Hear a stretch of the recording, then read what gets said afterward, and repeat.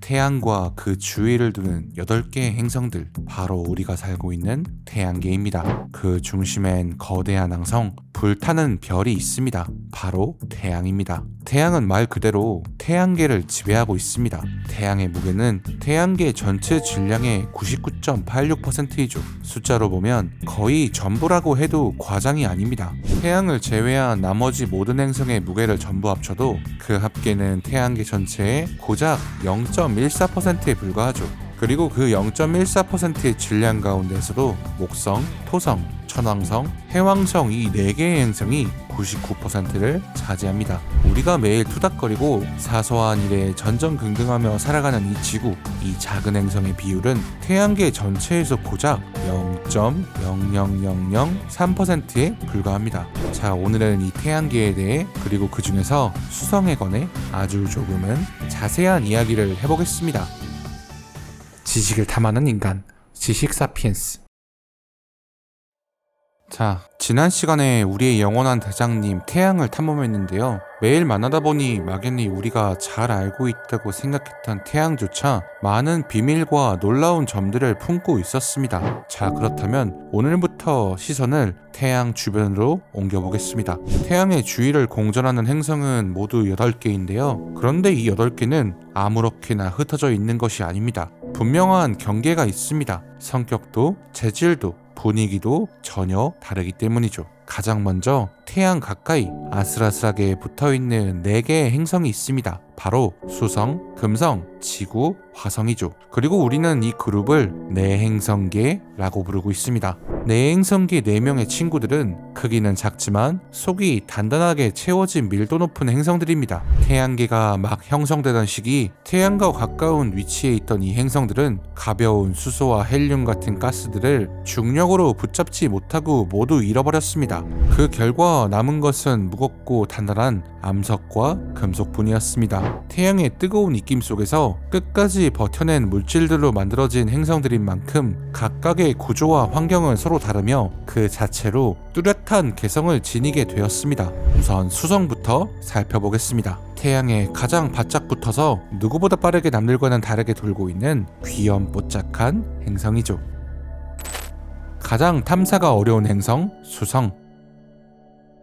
태양계의 여러 행성들 가운데 가장 극단적으로 탐사하기 까다로운 행성이 어디냐고 물으면 대부분은 가장 멀리 있는 얼음왕국 해왕성을 가리킬 것입니다. 하지만 대부분의 천문학자들은 의외로 우리에게서 비교적 가까운 수성을 지목합니다. 강력한 태양 복사와 중력의 함정 같은 궤도 특성 때문에 기술적으로 가장 난이도가 높기 때문이죠. 여기 아주 최근에 수성을 탐사한 사진을 바탕으로 구현된 초고해상도 수성의 모습이 있습니다. 굉장히 울퉁불퉁하고 거친, 마치 달처럼 보이는 수성의 모습을 볼 수 있는데요. 수성의 생김새는 달과 매우 흡사하게 생겼습니다. 일반인의 시선에선 쉽게 구분이 불가능할 정도죠. 태양까지의 거리는 약 5,800만 킬로미터로 태양빛이 수성까지 도달하는데 3분 20초가 걸립니다. 태양과 가장 가까운 곳, 그야말로 사선에서 버티고 있습니다. 태양계의 우사인 볼트, 수성. 이 수성의 재미있는 점은 바로 스피드인데요. 수성의 이름 머큐리는 로마 신화 속 전령의 신 메르쿠리우스에서 이름을 따온 만큼 엄청나게 빠릅니다. 태양의 무시무시한 중력에 잡아먹히지 않으려면 미친 듯이 질주해야 합니다. 그 공전 속도가 무려 초속 47km. 지구가 태양을 한 바퀴 도는데 1년이 걸릴 때 수성은 단 88일 만에 완주를 끝냅니다. 이에 비해 수성의 하루는 굉장히 긴데요. 그 자전주기가 무려 58일입니다. 1년은 88일인데 하루는 58일이라 여기서 하루만 좀 쉬다 오면 좋겠네요. 지름은 4,789km로 3,475km인 달보다 아주 조금 큰 정도입니다. 지구 지름의 약 38%에 불과하죠. 하지만 몸무게를 보면 이야기가 달라집니다. 수성은 덩치에 비해 말도 안 되게 무겁습니다. 행성 내부의 75% 이상이 거대한 철액으로 가득 차 있기 때문이죠. 쉽게 말해 얇은 바이옷을 살짝 걸친 거대한 철공이 우주를 날아다니고 있는 셈입니다. 수성, 뉴턴을 무너뜨린 작은 거인.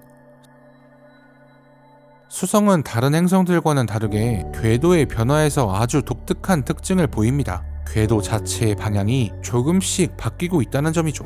뉴턴의 고전적인 중력 이론만으로 생각하면 수성의 궤도는 이렇게 틀어질 이유가 없습니다. 본래라면 타원 궤도를 유지하며 예쁘게 돌면 될 일이죠. 이 현상을 설명하기 위해 천문학자들은 다른 행성들의 중력 영향을 고려했습니다. 특히 태양계에서 가장 강한 중력을 가진 목성의 영향력도 계산해봤고 지구 자체의 움직임에 따른 영향도 모두 고려해봤습니다. 하지만 모든 영향을 계산하고도 마지막까지 설명되지 않는 미세한 변화가 있었습니다. 그것은 약 100년마다 43각초 정도의 변화였습니다. 참고로 1각초라고 하면 우리가 흔히 하는 1도를 60개로 쪼개면 1각분이 되고 그 1각분을 다시 60개로 쪼개면 1각초가 됩니다. 그럼 이 정도 우주 스케일에서 43각초라 하면 정말 너무나도 작은 차이일 텐데요. 당시 과학자들은 왜 굳이 이 43각초의 변화에 집착했을까요? 굳이 이유를 들자면 당시 뉴턴의 만유인력 법칙은 우주의 절대적인 성경과 같았습니다.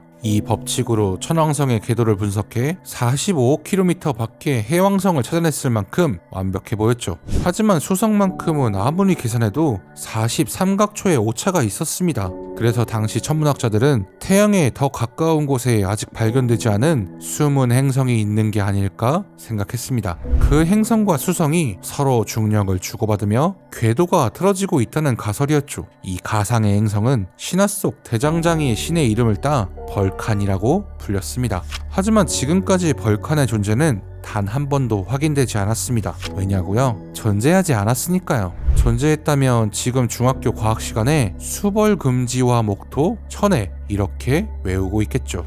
그렇다면 이 미스터리한 수성의 궤도 변화는 대체 어떻게 설명할 수 있었을까요? 그 해답을 제시한 인물이 바로 20세기 최고의 천재 알베르트 아인슈타인입니다. 일반 상대성 이론은 사실 이 수성의 궤도 문제를 설명하기 위해 탄생한 이론이었습니다. 상대성 이론에 따르면 중력이 강한 곳에서는 시공간이 휘어지고 시간의 흐름도 달라집니다. 즉 중력이 강한 태양의 근처에서는 시간이 느리게 흐르고 멀어질수록 다시 정상적인 속도로 흐르게 됩니다. 이로 인해 수성이 태양 가까이를 지날 때와 멀리 있을 때 시간의 흐름 차이가 발생하고 그 차이가 누적되면서 궤도가 조금씩 틀어지게 되는 것이었죠. 결국 수성은 찌그러진 타원 궤도를 오가며 미세한 시간 차이를 경험하는 일종의 시간 여행을 하고 있는 셈이었죠. 사실 이런 현상은 모든 행성에서 일어나고 있지만 수성은 태양에 가장 가까워 그 효과가 가장 뚜렷하게 관측됐던 것이었습니다. 태양계 최악의 롤러코스터 수성. 과거부터 수성은 지구와 매우 인접해 있는 행성인데도 불구하고 미지 행성 화성이나 비너스로 추앙받는 금성보다 인기가 없었습니다. 그 이유는 수성의 표면이 너무 어두워 잘 보이지 않기 때문이었는데요. 일반적으로 행성은 스스로 빛을 내지 못하지만 주위 별빛의 반사로 그 존재가 확인됩니다.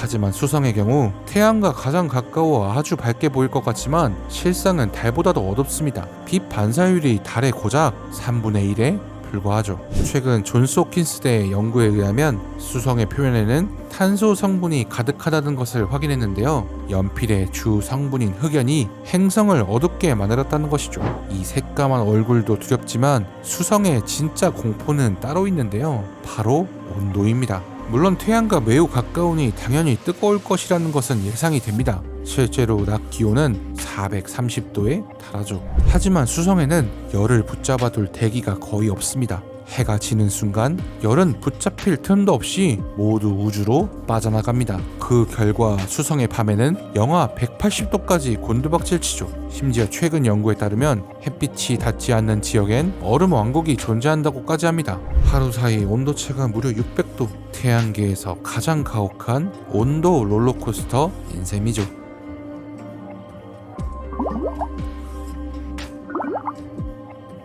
수성은 낮에는 모든 것을 녹여버릴 듯 타오르다가 밤이 되면 모든 것을 얼려버리는 죽음의 땅이 됩니다. 하지만 이 가혹한 환경 속에서도 시간조차 뒤틀리는 궤도를 묵묵히 달립니다.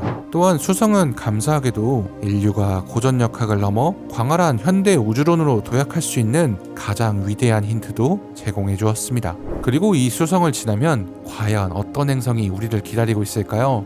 겉모습은 가장 아름답지만 실상은 가장 가혹한 세계. 황산비가 내리고 구름 아래는 불지옥인 행성. 다음 요정은 태양계에서 가장 위험한 행성, 바로 금성입니다. 다음 시간에 뵙겠습니다.